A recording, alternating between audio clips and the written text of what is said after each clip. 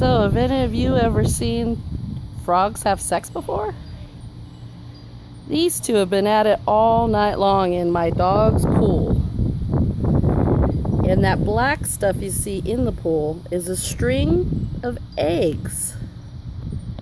Yep, little frog eggs. And these are the two parents, which are right on top of each other and are still making babies. Isn't that just crazy? Of course, my little mini pinscher is having a blast barking at these two.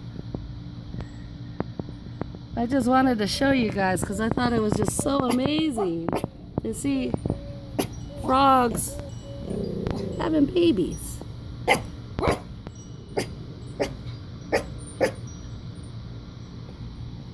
Anyways, that string is not string. It's actually a long mucousy line of little tiny tadpole eggs, which will be pretty cool to see all of them when they hatch. So yeah, that's how frogs have babies. And I'm just having some fun today. I'll see you guys later. Thanks for tuning in.